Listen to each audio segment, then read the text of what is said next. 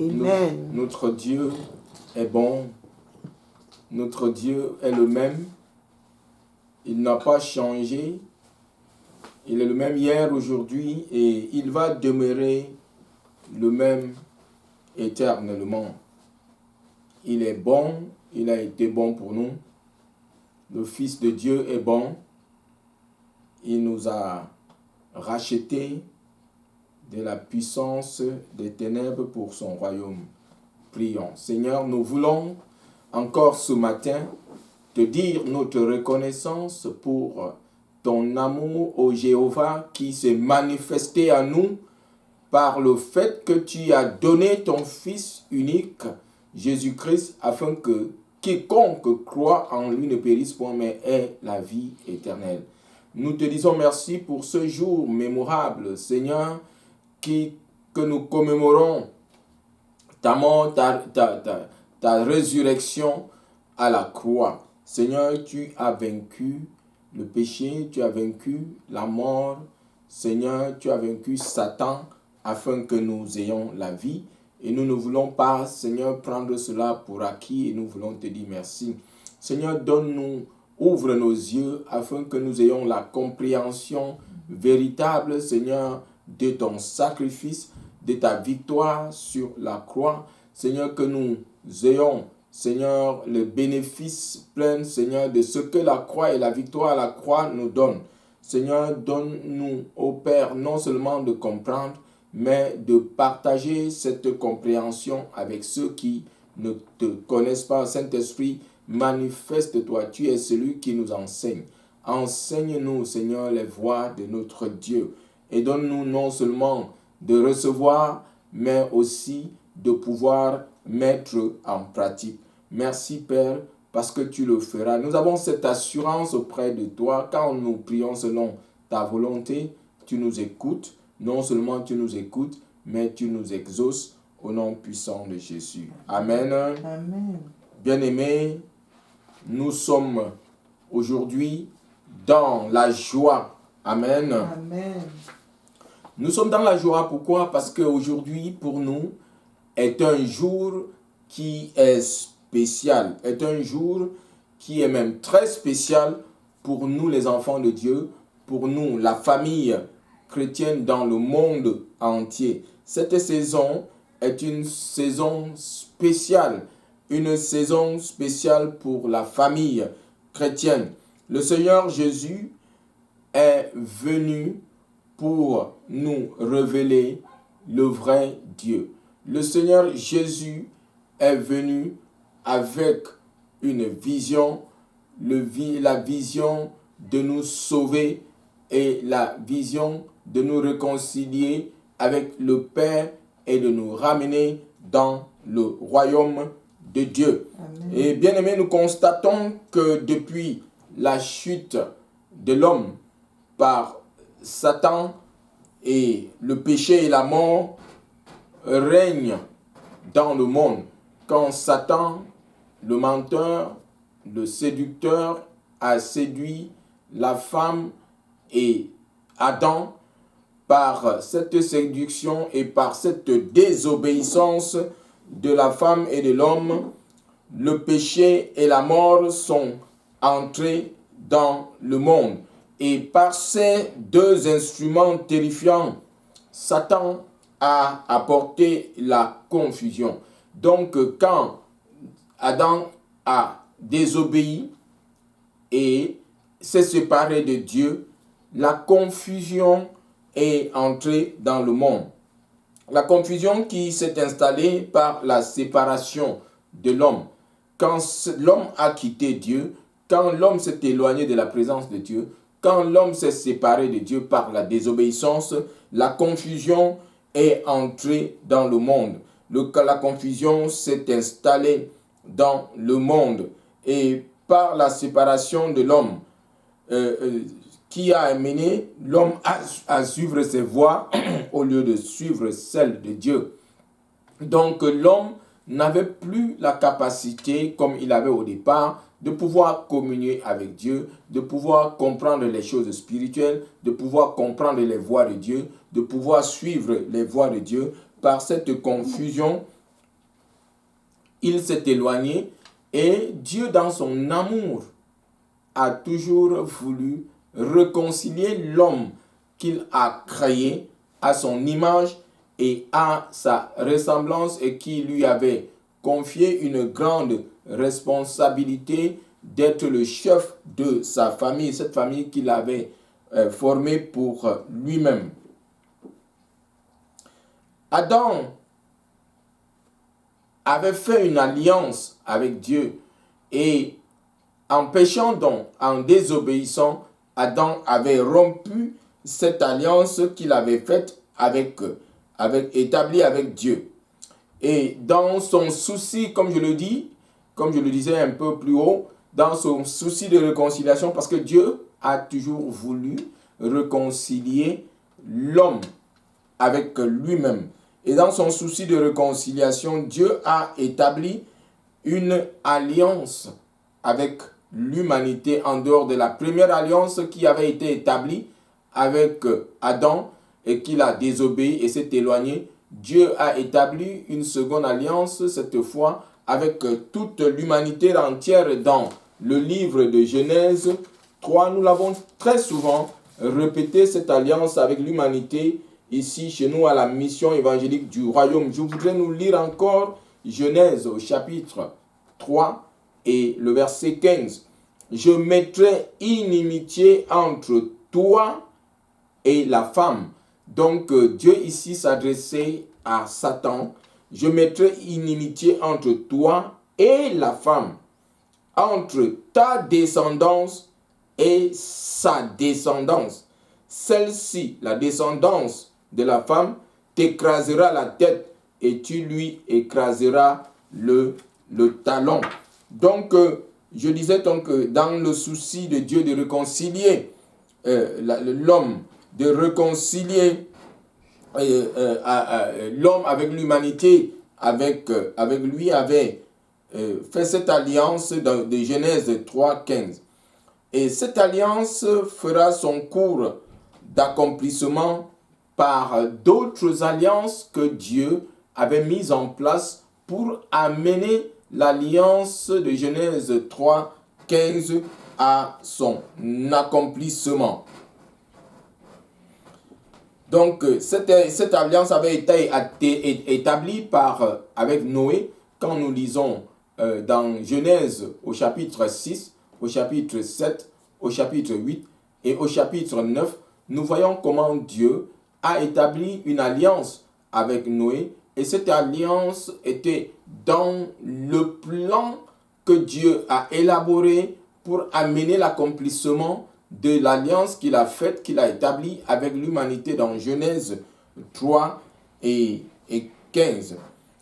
Après l'alliance avec Noé qui s'est soldée par la désobéissance, encore une fois de plus, de l'homme, Dieu a établi une troisième, une quatrième, si nous pouvons le dire, alliance avec Abraham. Dans Genèse 12, 1 à 3, nous voyons comment Dieu choisit un homme pour lui-même pour fonder une famille à partir de cet homme, à partir d'Abraham. Dieu continuait dans sa logique la réconciliation avec l'humanité.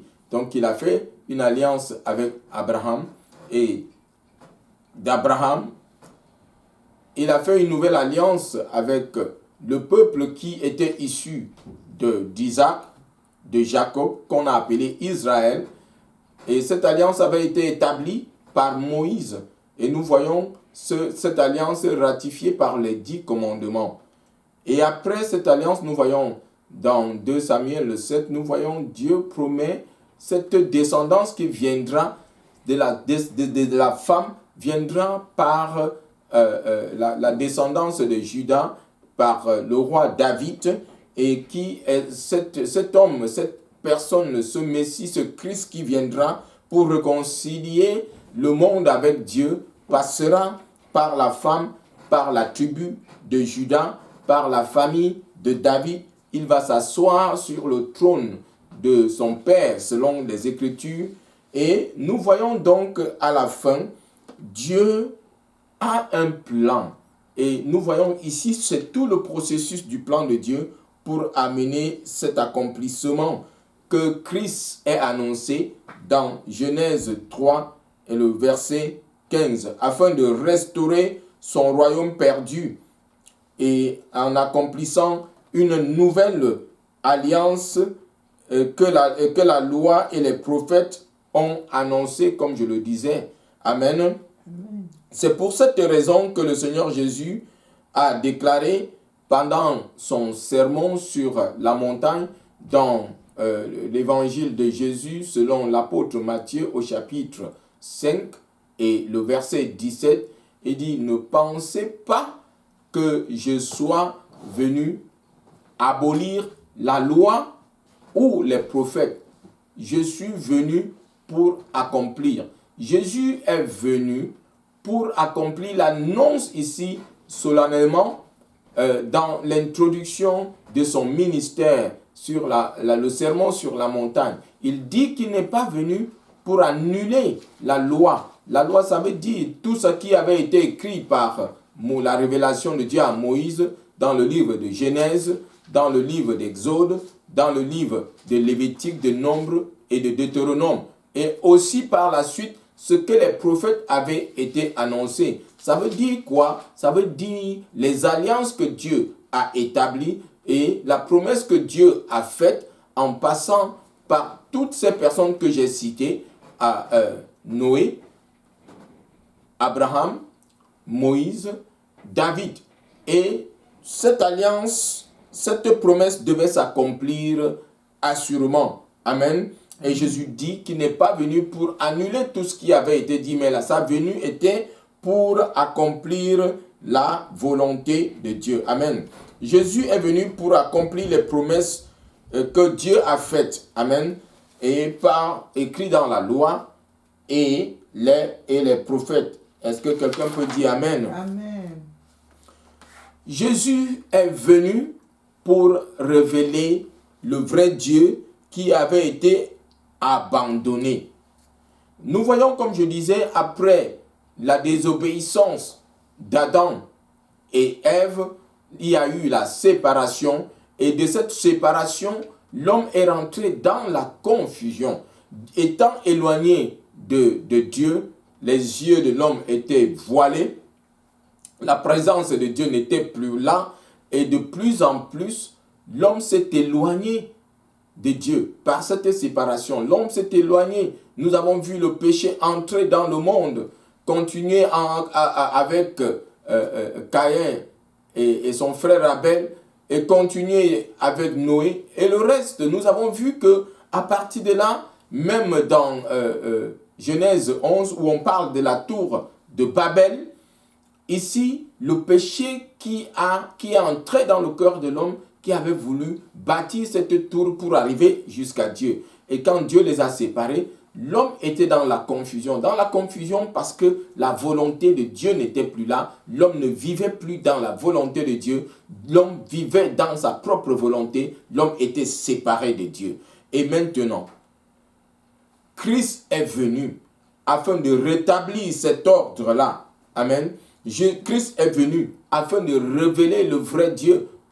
Et c'était pour cette raison que Dieu avait choisi Abraham, parce qu'il voulait faire de lui un peuple qui le craigne, un peuple selon lui, un peuple selon son cœur, qui vit selon sa volonté. Et Christ est venu afin de rétablir cet ordre-là qui avait été désorganisé, qui a été établi dans la confusion par le départ et la séparation d'Adam et Ève.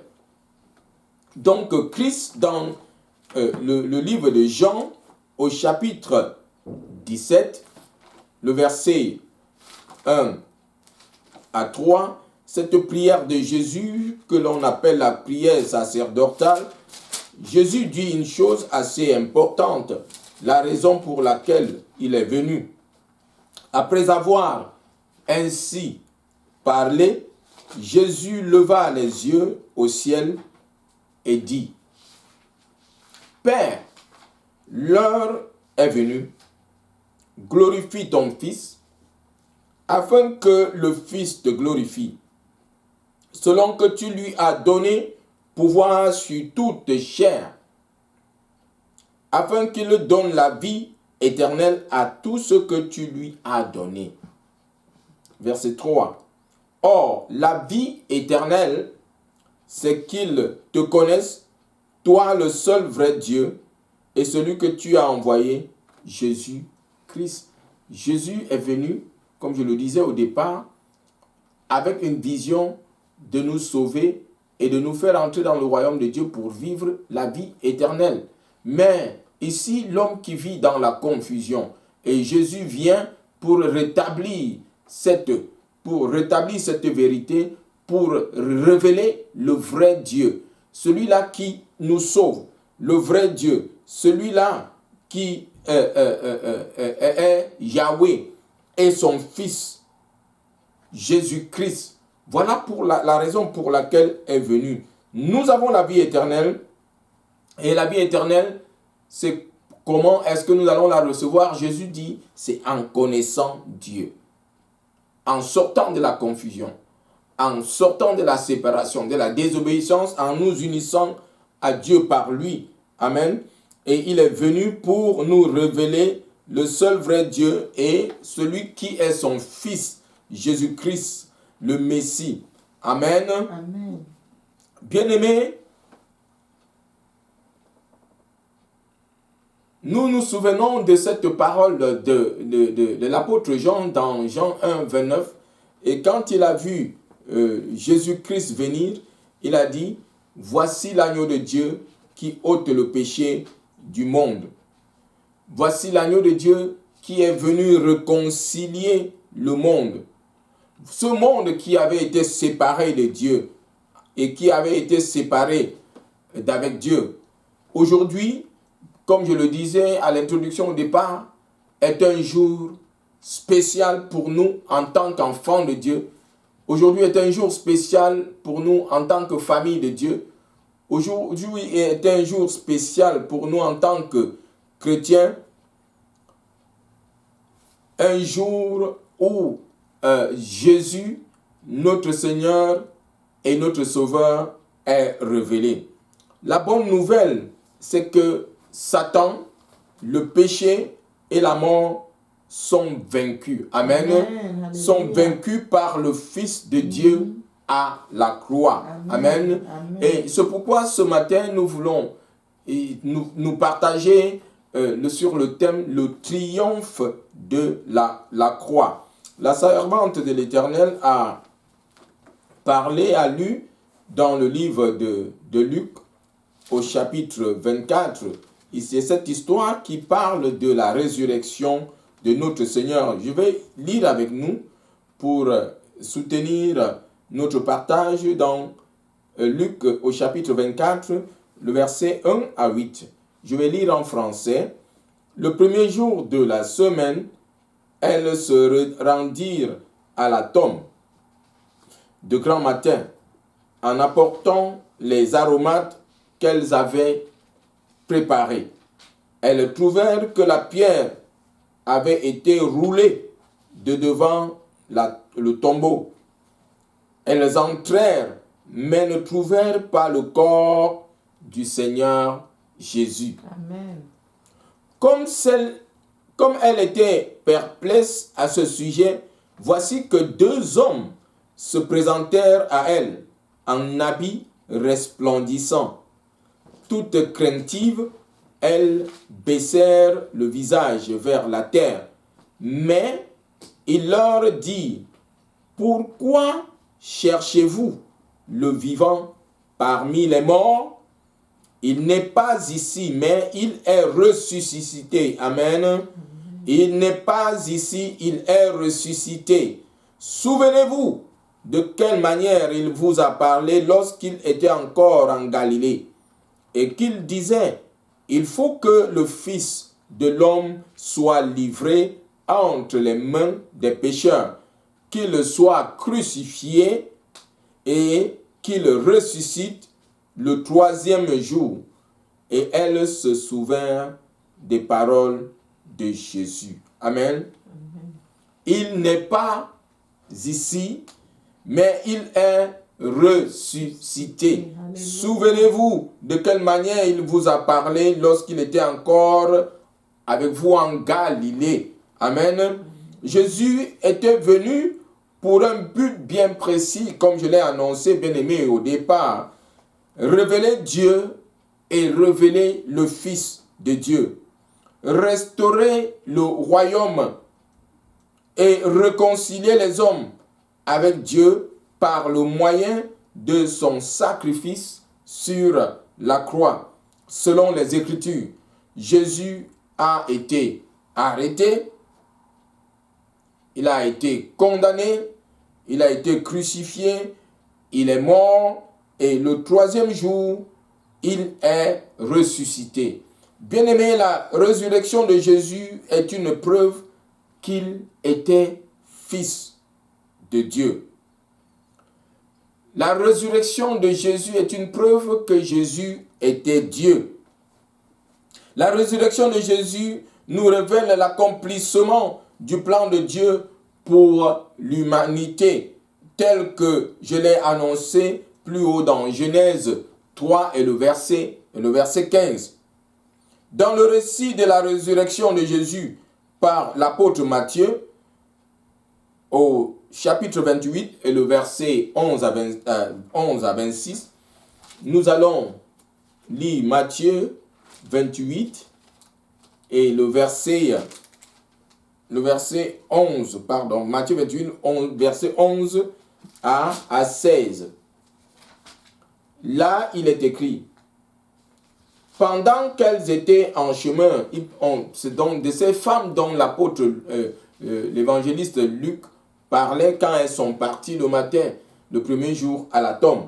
Pendant qu'elles étaient en chemin, quelques hommes de la garde entrèrent dans la ville et annoncèrent aux principaux sacrificateurs tout ce qui était arrivé.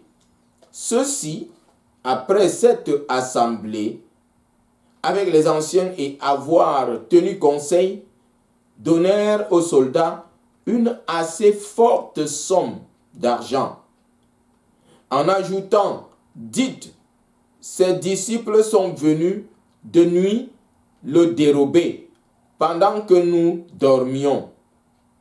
Et si le gouverneur l'apprend, nous userons de persuasion et nous vous tirerons d'ennui.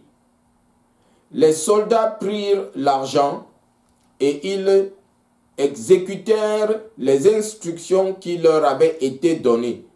Et ce bruit s'est colporté parmi les Juifs jusqu'à ce jour. Les 11 disciples allèrent en Galilée sur la montagne que Jésus avait désignée. Amen. Amen. Amen.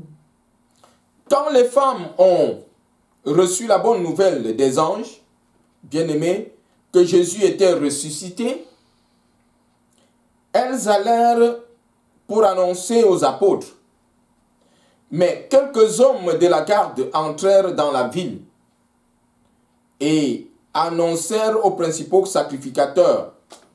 Et ces principaux sacrificateurs, quand ils étaient au courant de la résurrection de Jésus, parce qu'ils redoutaient bien cela, et avant même, quand Jésus avait été enseveli, ils avaient mis des gardes, parce qu'ils se rappelaient que Jésus avait dit que je vais mourir et le troisième jour, je vais ressusciter. Et quand Jésus donc est mort et qu'on l'a mis dans le tombeau, les sacrificateurs, les pharisiens, les scribes et les anciens du peuple ont demandé la garde d'être devant le tombeau, de veiller afin que les disciples, selon eux, ne viennent pas voler le corps de Jésus. Et ils ont dit que cette annonce, cette imposture sera plus grave que les autres. Et ils avaient bien pris soin de mettre les gardes devant la tombe. Mais les gardes devant la tombe n'ont pas pu retenir la résurrection de Jésus. Amen. Amen. Les gardes devant la tombe n'ont pas pu retenir l'accomplissement de la puissance de Dieu. Alléluia. Amen. Tout ce que Dieu a promis, tout ce que Dieu a promis et a mis à part pour toi, Satan ni personne ne pourra retenir son accomplissement au nom puissant de Jésus. Amen. Ils tinrent donc conseil et rappelèrent les gardes et de confirmer que Jésus était bien ressuscité. Amen. Amen.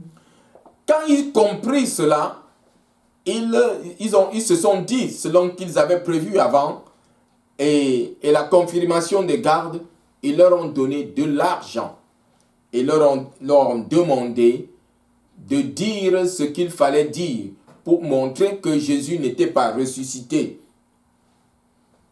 Amen. Amen. Jésus est véritablement le prophète qui avait été envoyé. Qu'est-ce qu'un prophète? Un prophète est celui-là qui est un messager de Dieu. Jésus était fils de Dieu. Il est venu avec le message de Dieu, le message de la réconciliation. Jésus est véritablement le prêtre. Oui, quel est le rôle du prêtre? Le rôle du prêtre était d'apporter le sacrifice à Dieu. Il est le prêtre qui a apporté le sacrifice à Dieu et l'objet du sacrifice, c'était son corps. Amen. Et Jésus est le roi. Celui-là qui est annoncé, parce qu'actuellement, celui qui est ressuscité est assis là-haut sur le trône. Est-ce que nous pouvons dire Alléluia? Alléluia. Le roi, il est le prophète, il est le prêtre, il est le roi qui avait été annoncé par Dieu. À cause de leur intérêt, les sacrificateurs, les pharisiens, les scribes et les hommes du peuple décidèrent de changer les faits par le mensonge. Et ils avaient donné de l'argent aux gardes de dire qu'ils sont venus et ils ont dérobé le corps de Jésus. Amen. Amen. Jésus, nous allons nous rappeler que Jésus, dans son quotidien, leur avait dit une chose assez importante à ces pharisiens, à ces sacrificateurs, à ces scribes, à ces hommes du peuple, à tous ces détracteurs. Dans le livre de Jean, au chapitre 8, Jésus leur avait dit effectivement ce qu'ils sont aujourd'hui, ce qu'ils sont en train de manifester en déformant les faits. Jésus leur avait dit, ouvrons notre Bible dans Jean 8, 44 à 45. Vous avez pour père le diable et vous voulez accomplir les désirs de votre père. Il a été meurtrier dès le commencement et il ne s'est pas tenu dans la vérité parce que la vérité n'est pas en lui. Lorsqu'il profère le mensonge, ses paroles viennent de lui-même car il est menteur et le père du mensonge. Et moi, parce que je dis la vérité, vous ne me croyez pas. Amen. Et il dit ici que vous avez pour père le diable et vous voulez accomplir les désirs de votre père. Et nous voyons ici comment les sacrificateurs, les pharisiens, les scribes et les anciens du peuple ayant appris que Jésus était ressuscité, ils appelèrent les gardes pour leur donner de l'argent pour changer la vérité en mensonge. Et effectivement, ici, ils manifestent visiblement qu'ils ont pour père Satan, le menteur, et qu'ils sont des menteurs.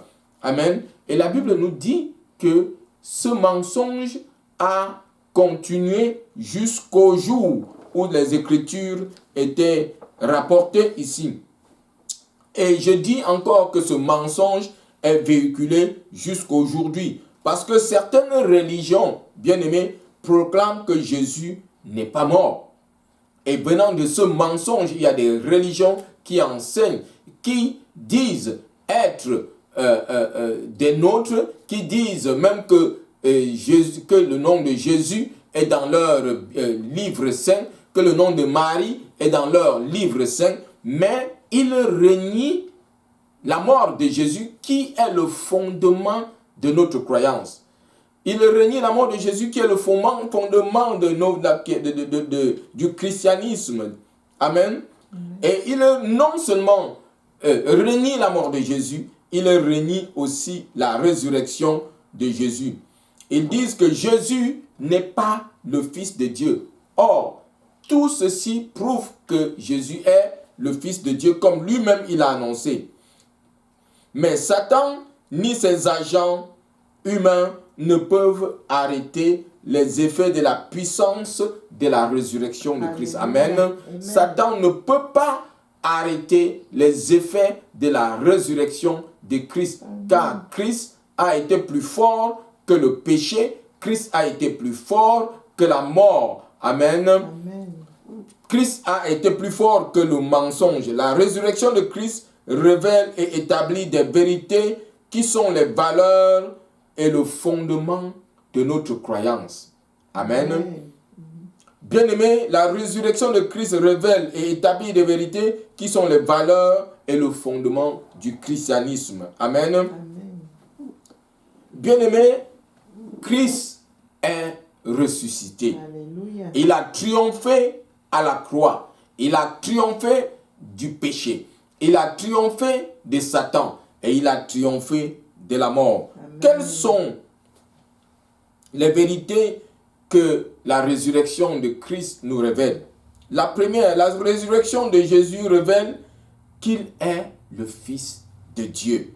Et c'est justement ce que les sacrificateurs, les scribes, les pharisiens et les anciens du peuple voulaient éviter, parce qu'ils ont toujours rejeté Christ comme le Fils de Dieu, comme l'envoyé de Dieu, comme le Messie. La résurrection de Jésus révèle qu'il est le Fils de Dieu, car le Fils de l'homme devait souffrir, mourir et ressusciter, tel qu'il avait été écrit dans le livre de Luc, au chapitre 9 et le verset 22, la Bible déclare, il ajouta qu'il fallait que le Fils de l'homme, c'est Jésus qui parle ici, il ajouta qu'il fallait que le Fils de l'homme souffre beaucoup, qu'il soit rejeté par les anciens, par les principaux sacrificateurs et par les scribes, et qu'il soit mis à mort et qu'il soit ressuscité le troisième jour. Amen. Et cette parole qu'il avait déclarée s'est accomplie. Et c'est ce qui, justement, c'est pour cette raison que les principaux sacrificateurs, les scribes et les anciens du peuple qu'il avait rejetés avaient ici encore donné de l'argent aux gardes pour qu'ils disent des choses contraires à la vérité. Amen. Ceci montre que Christ est le Fils de Dieu, Christ est ressuscité. Le centenier et ceux qui étaient avec lui pour garder Jésus témoignèrent qu'il était le Fils de Dieu. Dans le récit de l'apôtre Matthieu, quand Jésus a rendu l'âme, la puissance de Dieu s'est manifestée. Amen.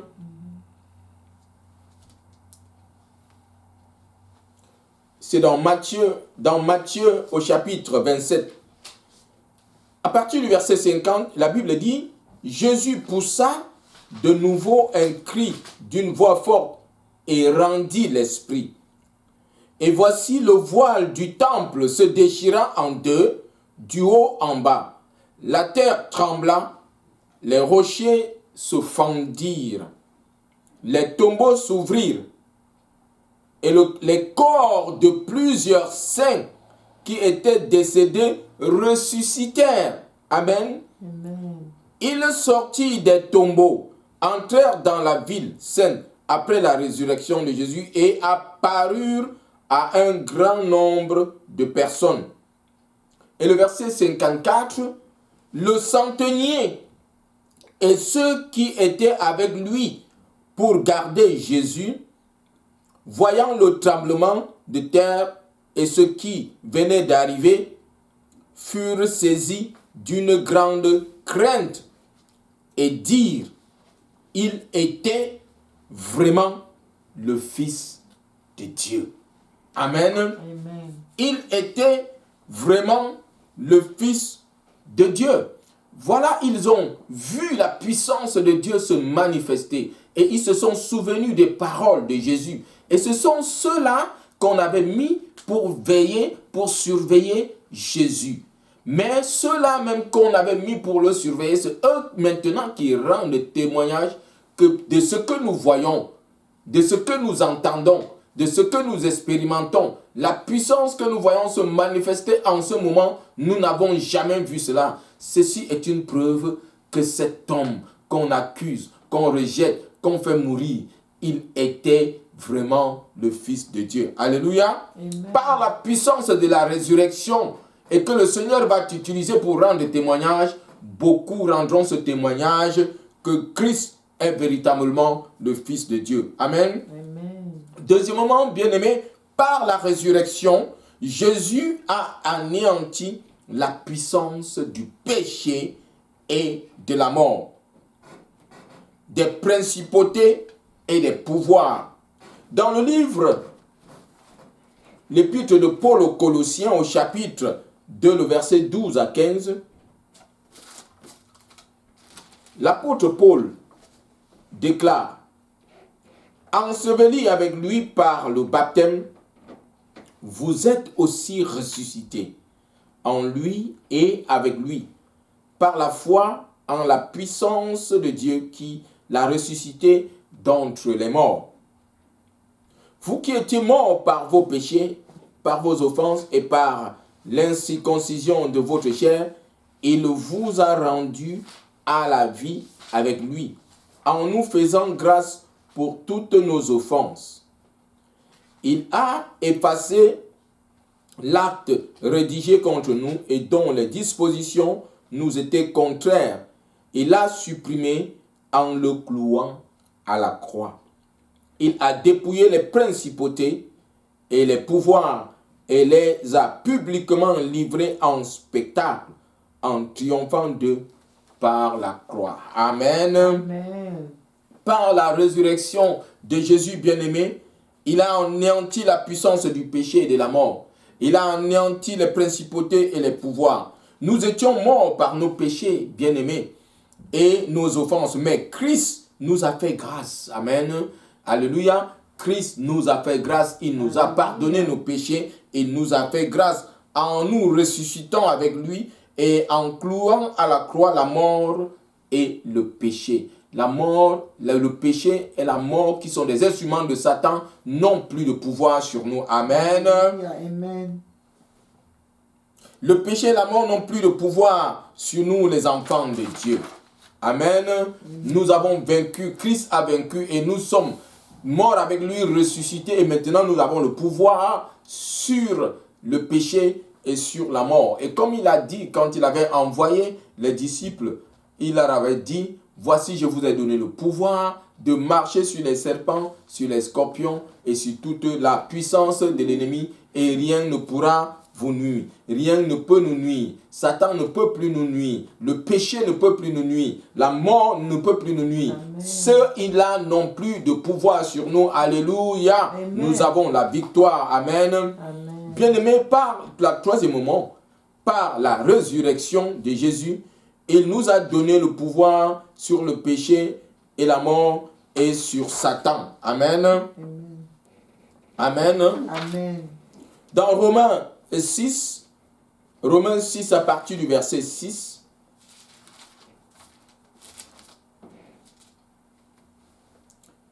l'apôtre Paul déclare: nous savons que notre vieille nature a été crucifiée avec lui, afin que ce corps de péché soit réduit à l'impuissance et que nous ne soyons plus esclaves du péché.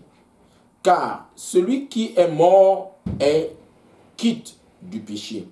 Or, si nous sommes morts avec Christ, nous croyons que nous vivrons aussi avec lui, sachant que Christ ressuscité d'entre les morts ne meurt plus. La mort ne domine plus sur lui, car il est mort, et c'est pour le péché qu'il est mort, une fois pour toutes, et maintenant qu'il vit, il vit pour Dieu. Ainsi, vous-même, considérez-vous comme mort au péché, et comme vivant pour Dieu en Christ Jésus. Amen. Amen.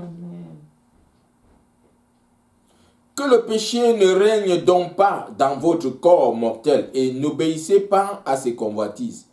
Ne livrez pas vos membres au péché comme armes pour l'injustice, mais livrez-vous vous-même à Dieu comme des vivants revenus de la mort et offrez à Dieu vos membres comme armes pour la justice. Le péché ne dominera pas sur vous car vous n'êtes pas sous la loi, mais sous la grâce. Amen. Amen. Le péché ne dominera plus sur nous. La mort ne dominera plus sur nous. Satan ne dominera plus sur nous. Car Christ, notre Seigneur, notre Sauveur, notre Roi, notre prophète, notre prêtre, s'est donné à la croix afin de nous racheter de l'esclavage du péché, de l'esclavage de la mort, de l'esclavage de Satan. Amen. Amen. Le péché et la mort ne domineront plus sur nous, car avec Christ, nous avons triomphé du péché et de la mort sur la croix. Est-ce que quelqu'un peut dire Amen? Amen. Bien-aimés, la résurrection de Jésus révèle que nous allons ressusciter et vivrons éternellement avec lui selon la promesse de Dieu. Amen. Amen. Celui qui a le Fils a la vie. Celui qui n'a pas le Fils n'a pas la vie, mais la colère de Dieu demeure sur lui. La colère de Dieu ne demeurera pas sur toi au nom de Jésus. Amen. Dans le livre de Jean, au chapitre 11 et le verset 25, c'était lors de la mort de Lazare, Jésus a donné un témoignage. Il disait à Marthe, je sais, lui répondit Marthe, qu'il ressuscitera à la résurrection au dernier jour. Et le verset 25, Jésus lui dit, moi, je suis la résurrection et la vie. Celui qui croit en moi vivra, quand même il serait mort. Amen. Amen. Celui qui croit en moi vivra, quand même il serait mort. La résurrection de Jésus, bien-aimé, révèle que nous allons ressusciter au dernier jour. Amen. Amen. Et l'apôtre Paul, ici, dans l'épître aux Corinthiens, au chapitre 15, du verset 49 à 58, révèle une chose encore puissante. Et de même que nous avons porté l'image du terrestre, nous porterons aussi l'image du céleste. Ce que je dis, frère, c'est que la chair et le sang ne peuvent hériter le royaume de Dieu et que la corruption n'hérite pas l'incorruptibilité. Voici, je vous dis un mystère. Nous ne mourrons pas tous, mais tous nous serons changés. Amen. Amen. En un instant, en un clin d'œil, à la dernière trompette, car elle sonnera et les morts ressusciteront incorruptibles et nous serons changés. Il faut en effet que ce corps corruptible revête l'incorruptibilité et que ce corps mortel revête l'immortalité. Lorsque ce corps corruptible aura revêtu l'incorruptibilité et que ce corps mortel aura revêtu l'immortalité, alors s'accomplira la parole qui est écrite. La mort a été engloutie dans la victoire. Amen. Amen. La mort a été engloutie dans la victoire de la résurrection de Christ à la croix. Quelqu'un peut dire Amen. Amen. Ô mort, où est ta victoire? Ô mort, où est ton aiguillon? L'aiguillon de la mort, c'est le péché. Et la puissance du péché, c'est la loi. Mais grâce soit rendue à Dieu qui nous donne la victoire par notre Seigneur Jésus. Il nous a donné la victoire aujourd'hui par la résurrection à la croix. Amen. En clouant le péché, la mort et Satan à la croix. Amen. Amen. Ainsi, mes frères, bien-aimés, soyez fermes, inébranlables, progressez toujours dans l'œuvre du Seigneur, sachant que votre travail n'est pas vain dans le Seigneur. Amen. Amen. Notre travail n'est pas vain dans le Seigneur. La promesse que Dieu a faite pour nous, c'est la vie éternelle. Celui qui a Jésus a la vie. Celui qui n'a pas Christ n'a pas la vie, mais la colère de Dieu demeure sur lui. Bien-aimé, la colère de Dieu n'est pas ton partage, parce que tu rentres dans le plan de Dieu. Et comme je le disais dès le départ, Jésus est venu avec une vision. Il est venu afin que nous soyons sauvés. Amen. Et comme nous avons reçu Christ par la foi, nous nous sommes repentis de notre péché et nous nous sommes tournés vers lui par la foi, nous sommes justifiés. Amen. Il n'y a plus de condamnation contre nous. Amen.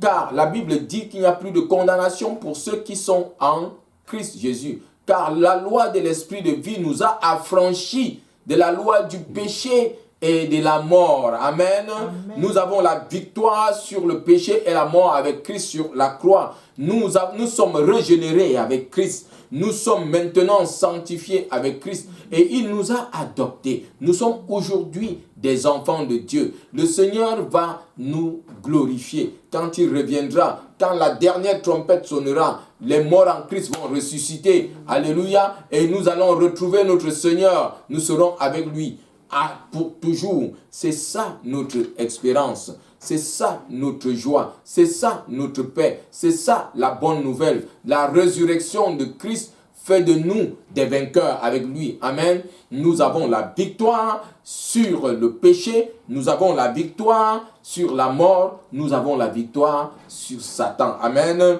Rien ne peut nous retenir. Toi aussi, tu peux avoir la vie éternelle. Car Jésus a dit, la vie éternelle, c'est qu'ils te connaissent, toi, le seul vrai Dieu, et Jésus-Christ, ton Fils. La vie éternelle, c'est que tu connaisses Dieu, Jéhovah notre Père, et que tu connaisses son Fils, Jésus-Christ, celui-là qui est mort, afin de te réconcilier avec Dieu. Après le péché d'Adam et Ève, comme je disais, le monde était dans la confusion.